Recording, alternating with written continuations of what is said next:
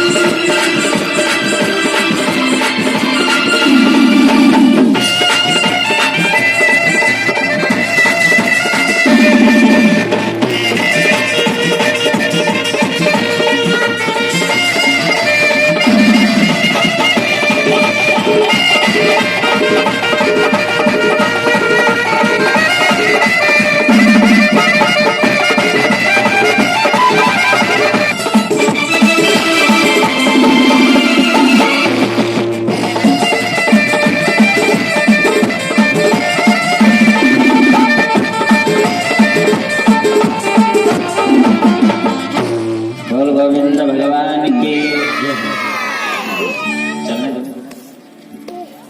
आइए सूर्यवंश में प्रवेश करते हैं। नवम स्कंद में व्यास जी ने सूर्यवंश की चर्चा की है।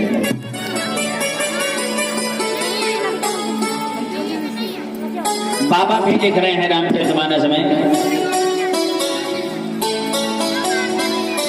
कि एक बार भूपति मन माही, एक बार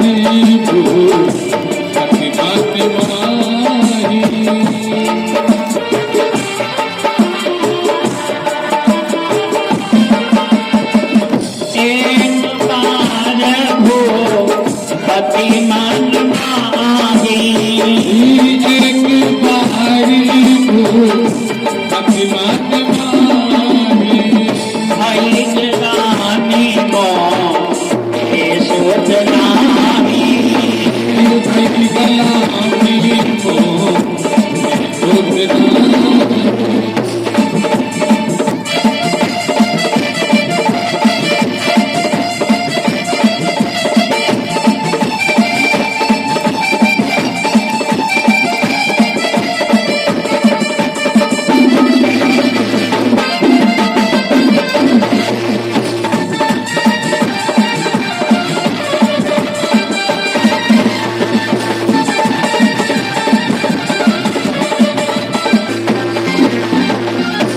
एक बार भूपति मन माही, एक बार मैं बार बार निवेदन करता हूं, जहां जहां पर एक बार का प्रयोग हुआ है वहां पर कोई न कोई विशेष घटना घटी है।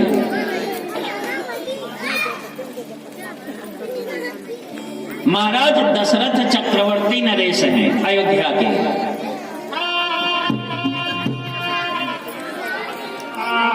दशरथ जानते हो किसको कहा जाता है? दशरथ बोले तो 5 कर्मेंद्री और 5 ज्ञानेंद्री कितना हुआ? 10। तो जो 5 कर्मेंद्रियों और 5 ज्ञानेंद्रियों को अपने वश में कर लेता है वही दशरथ बन जाता है।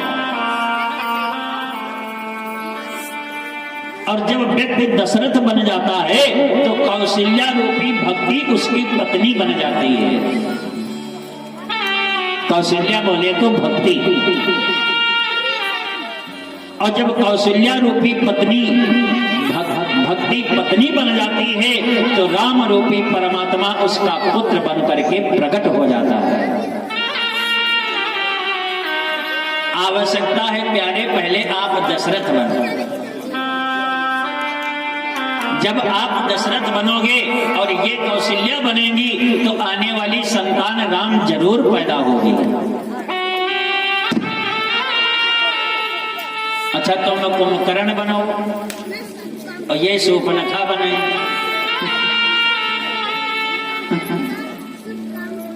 पुत्र राम होगा?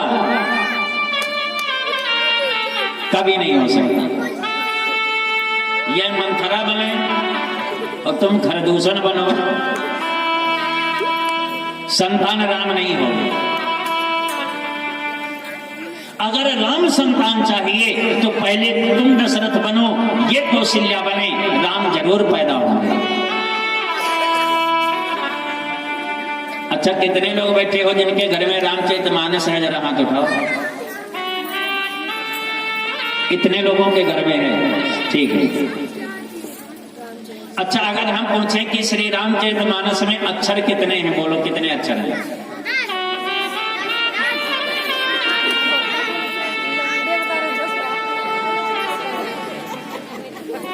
श्री रामचरितमानस में कितने अक्षर हैं?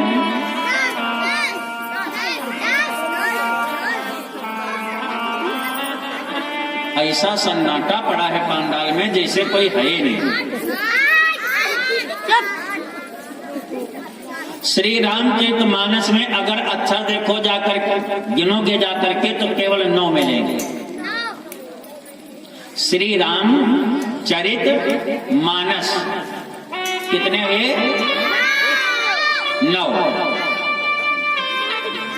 अच्छा राम जी का जन्म किस दिन मनाया जाता है? नवमी को। ठीक है, राम जी नवमी को प्रकट भये। तो श्री रामचरितमानस में अक्षर 9। राम जी का जन्म उत्सव मनाया गया नवमी को। सीता, शांत बैठो नहीं तो पंडाल से बाहर निकल जाओ। बिल्कुल शांत बैठो।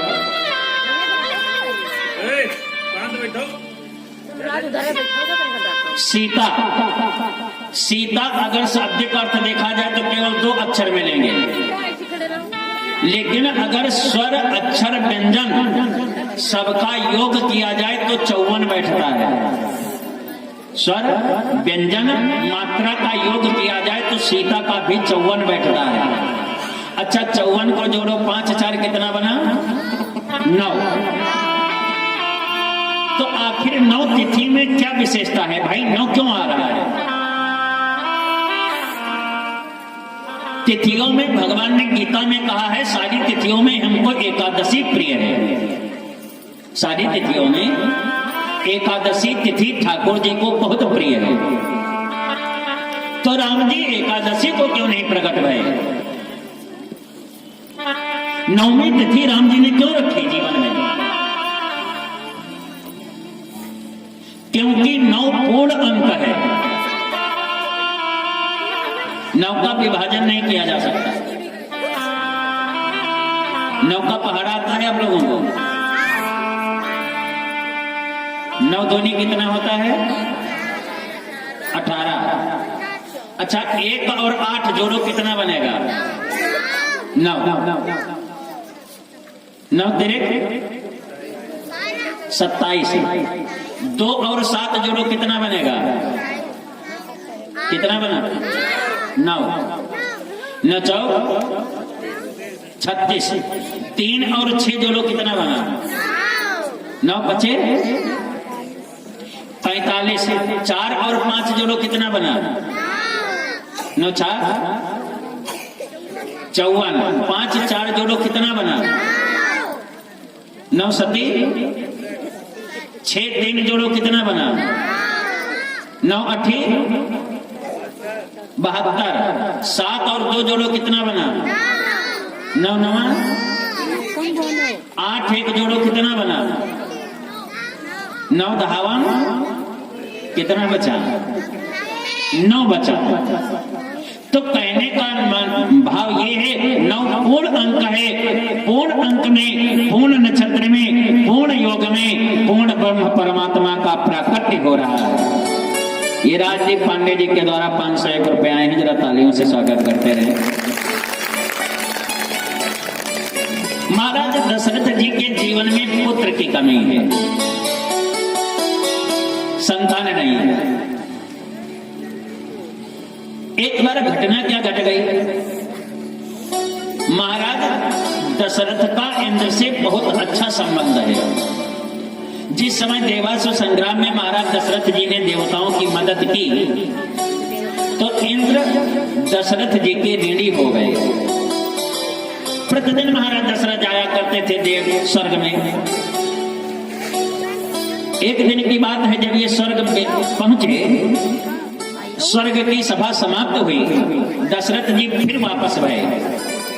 घर पहुंचे जाकर के अचानक कोई काम फिर याद आ गया, और जब काम याद आया तो ये राजसी वस्त्र उतार चुके थे।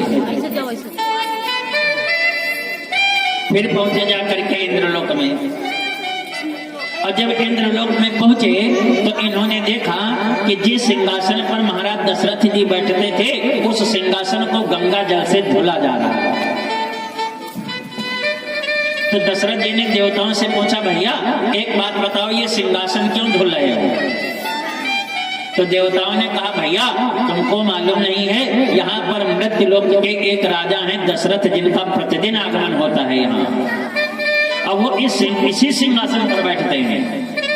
तो इंद्र का आदेश है, क्योंकि वो तो निर्वंशी है, उनके कोई संतान नहीं है, तो इंद्र का आदेश है कि दशरथ जी के जाने के बाद इस सिंहासन को गंगा जल से प्रतिदिन धुला जाए, कहीं उनका पाप इस सिंहासन में लगा न रह जाए, इसलिए ये सिंहासन प्रतिदिन धुला जाता है।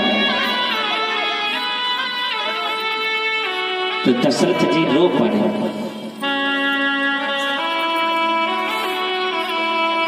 देवता हमारे सामने तो हमारा बड़ा सम्मान करते हैं, हमारे जाने के बाद हमारे ऊपर ऐसे आरोप लगते हैं। रोते हुए जब चले, मार्ग में पहुंचे जा करके तो देखा सरोवर में एक कमल का पुष्प नजर आ गया। तो दशरथ जी को पुष्प बढ़िया लगा। दशरथ जी ने मन में विचार किया, लाओ इस पुष्प को तोड़ लें, प्रातः काल शिवार्चन में काम आ जाएगा। धनुष बाण उठाया। दीपक पांडे जी के द्वारा 501 रुपए भागवत जी में सहयोग हो रहे हैं, तालियों से स्वागत करते रहे। 21 रुपए का और सहयोग है। धनुष बाण दशरथ जी ने उठाया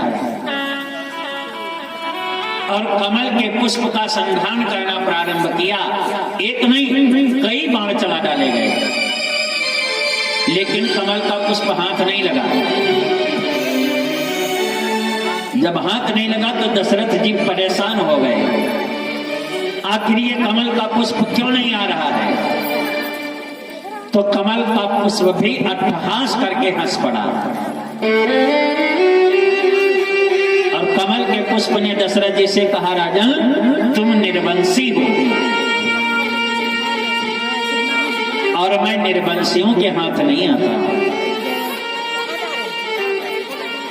एक दिन में 2-2 घटनाएं घट गई तो दशरथ जी रो पड़े।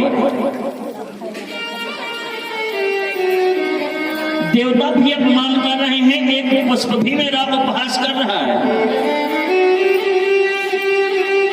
बहुत ग्लानि दशरथ जी को हुई, और मैं बार बार कहता हूं मेरे भाई, जब जीवन में रोना आ जाए तो केवल 2 व्यक्तियों के सामने रोना। अगर रोना पड़ जाए तो किसी गुरु के सामने जाकर के रो देना, अथवा रोना पड़ जाए तो हमारे ठाकुर जी के आगे रो देना।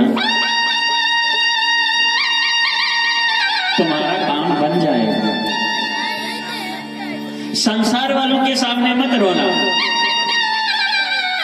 संसार वाले तुम्हारे आंसू नहीं पूछेंगे, हाँ तुम्हारे जाने के बाद उपहास जरूर करेंगे।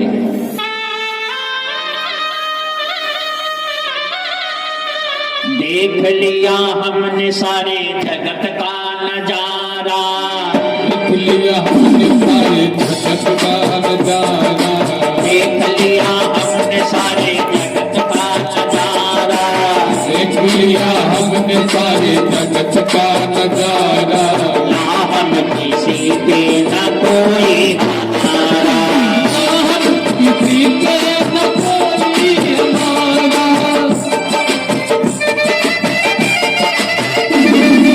देख लिया हमने सारे जगत का नजारा, देख लिया हमने सारे जगत का नजारा, देख लिया हमने सारे जगत का नजारा। देख लिया हमने सारे जगत का नजारा। ना हम किसी के न कोई हमारा, किसी के न कोई हमारा, किसी के न कोई हमारा।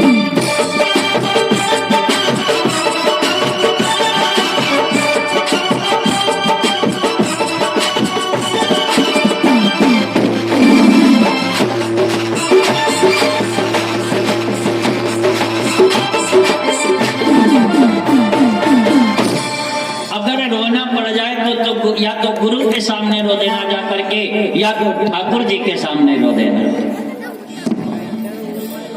दशरथ जी भी रो पड़े,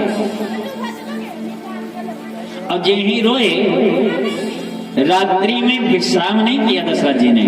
प्रातः काल हुआ, और जो ही प्रातः काल हुआ तो चले बाबा लिख रहे हैं कि गुरु गृह गाये वो तो रात मही पाला, गुरु गृह गयो रात मही पाला, गुरु गृह गाये गुरु गृह गाये वो तो रात मही पाला, चरण लागे करी बिनाई बिसारा, गुरु गृह गयो रात मही पाला, जय लागे करी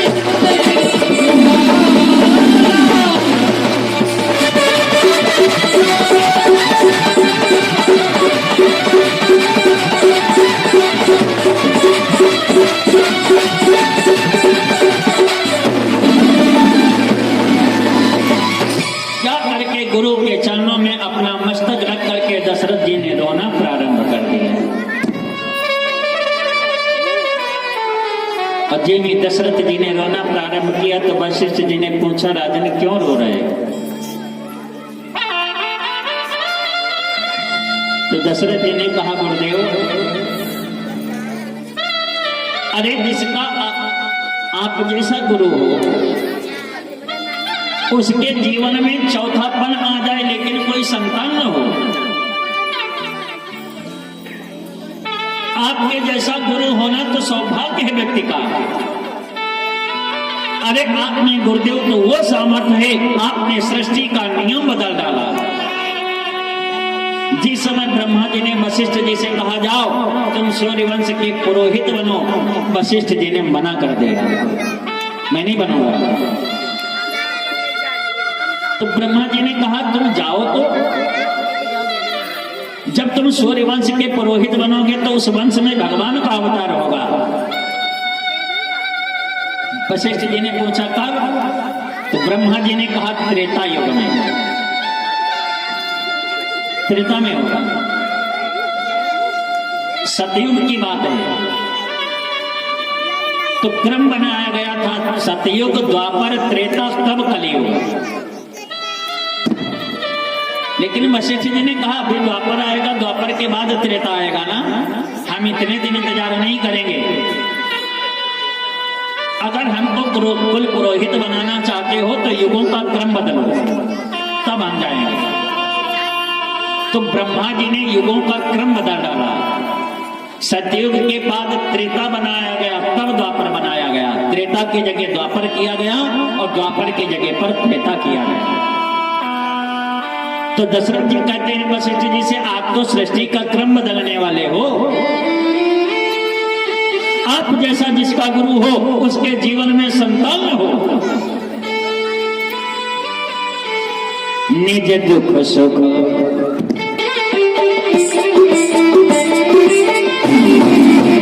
निज दुख सुख सब गुरु ही सुनावा। निज दुख सुख सब गुरु ही सुनावा।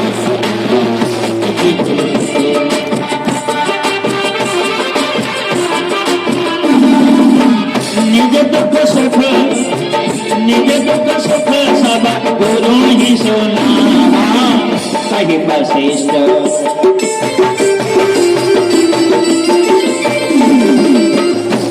वशिष्ठ बाहु प्रीति संभावा।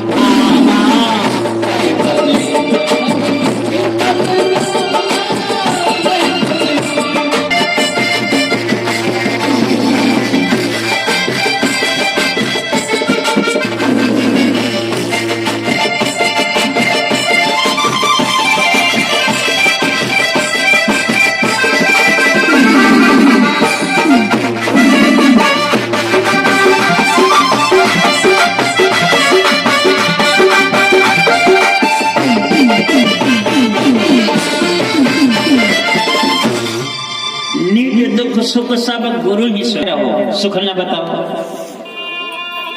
अब खाली सुख ही सुख बताते रहो, दुख न बताओ। दोनों चीजें बताओ। तो दशरथ जी ने अपना सुख भी बताया और अपना दुख भी बताया। अच्छा, आजकल आदमी जब फोन करता है, बहुत से लोग हैं फोन करने वाले, जब फोन करते हैं अगर उनसे पूछ लो क्या हाल चाल है भैया, बोले महाराज बस कट रही है, कट रही है। भगवान जाने क्या कट रही है, अभी कट रही है, सरसों कट रही है, लाही कट रही है, क्या कट रही है। जिंदगी काटनी नहीं चाहिए, जिंदगी जीने के लिए। दुख आ जाए तब भी मस्त रहो, सुख आ जाए तब भी मस्त रहो। जीवन है, जिंदगी संघर्ष वाली होनी चाहिए। एक बात बताएं, पत्थर वही पूजा जाता है जो पत्थर पहले छेनी और हथौड़ी की चोट को सहता है। अच्छा, पत्थर से तो रोड भी बनी है ना, ये रोड भी पत्थर से बनी है। तो सुबह सुबह पत्थर, इस रोड के ऊपर कोई बिल्व पत्र फूल दूध नहीं चढ़ाता है आकर के, चढ़ाओ। इसमें भी तो पत्थर लगा है, तो इस पर क्यों नहीं पूजा करते हो आप? ये भी पत्थर का है। अब मंदिर में रखी मूर्ति भी पत्थर की है। अंतर इतना है, जब मूर्ति बनाई जाती है तो पहले उसको छेनी और हथौड़ी से चोट की जाती है। तो जो पहले छेनी और हथौड़ी की चोट को सह लेता है, मूर्ति बन जाता है, वही संसार में पूजनीय बन जाता है। चोट सहो, जब तक चोट नहीं सोगे तब तक संसार वाले पूजा नहीं करेंगे। जब भी सुख आ जाए या दुख आ जाए मस्त रहो, कहने का मतलब ये। महाराज दशरथ जी ने सुख भी बताया, दुख भी बताया। गुरुदेव आपकी कृपा से सारे सुख हैं, लेकिन दुख इस बात का है, चौथा पना गया है लेकिन संतान नहीं है। वशिष्ठ जी मुस्कुरा पड़े, बस इसके लिए रोने चले आए। अरे तुम एक पुत्र की चिंता कर रहे हो राजन, मैं तुमको वरदान देता हूं, एक पुत्र नहीं तुम्हारे घर में 4 पुत्र पैदा होंगे। दशरथ जी प्रसन्न हो गए। गुरुदेव कब? तो वशिष्ठ जी ने कहा यज्ञ करो। कौन? पुत्रिष्ठ यज्ञ करो। कौन करवाएगा? श्रृंगी ऋषि को बुलाओ। तो श्रृंगी ऋषि अब वशिष्ठ बुलावा हो पुत्र काम शुभ यज्ञ करावा। सिया राम जय जय राम, सिया राम जय जय राम। श्रृंगी ऋषि वशिष्ठ बुलावा हो पुत्र काम शुभ यज्ञ करावा।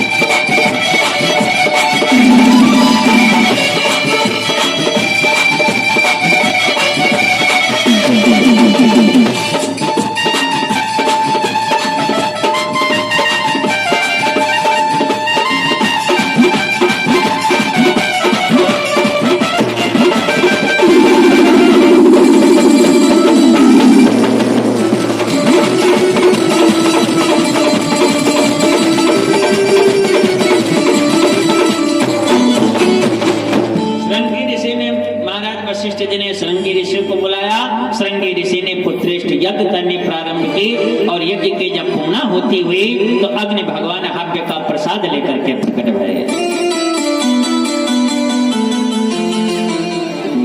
अग्नि भगवान ने हव्य का प्रसाद श्रृंगी ऋषि को दिया, श्रृंगी ऋषि ने वशिष्ठ जी को दिया, वशिष्ठ जी ने दशरथ जी को दिया, दशरथ जी ने कौशल्या जी को दिया, कैकेयी को दिया। हव्य का प्रसाद सुमित्रा जी को दशरथ जी ने नहीं दिया। कहीं कहीं पर पुराण मिलता है कि उस समय सुमित्रा जी हव्य का प्रसाद खाने योग्य नहीं थी, इसलिए नहीं दिया गया। कहीं कहीं पर महापुरुषों ने कहा है कि सुमित्रा की एक पुत्री थी, इसलिए नहीं दिया गया। लेकिन कौशल्या जी से बर्दाश्त नहीं हुआ। कौशल्या जी ने अपने हव्य का प्रसाद थोड़ा सा कैकेयी सुमित्रा को दिया और जब कौशल्या जी ने दिया तो कैकेयी ने भी अपना भाग दे दिया, 2 भाग में ले सुमित्रा जी को। तीनों रानियों ने हव्य का प्रसाद खाया, इंतजार करने लगी भगवान के प्राकट्य का। बाबा लिख रहे हैं मानस में, वही समय आया। अच्छा, हव्य तीनों रानियों ने खाया, हव्य 3 रानियों ने खाया और गर्भ अयोध्या की सारी नारियों ने धारण कर लिया। यही विधि गर्भ सहित सब नारी। हव्य 3 रानियों ने खाया लेकिन गर्भ अयोध्या की समस्त नारियों ने धारण किया। समय आया, बाबा लिख रहे हैं कि नवमी तिथि मधु मास पुनीता,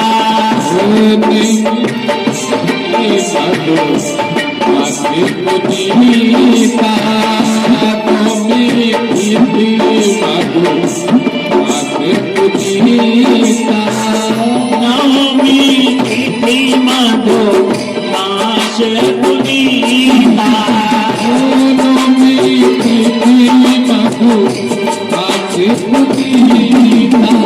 सकल पक्ष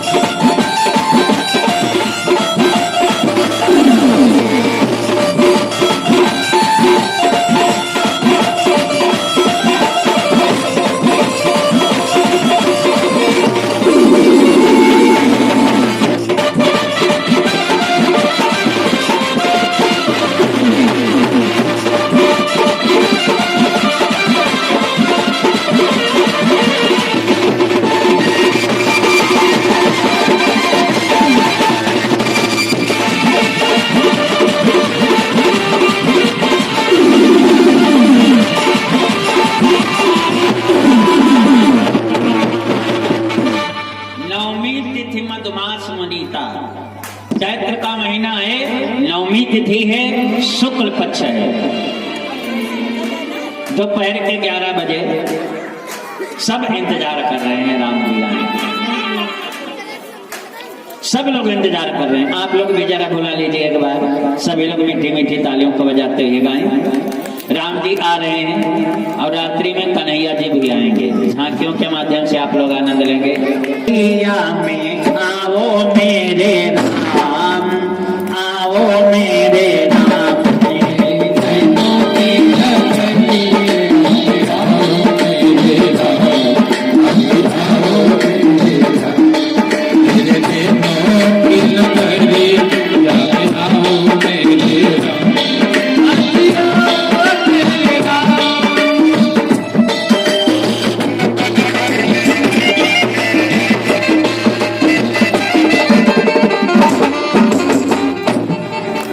ऐसे बोलो।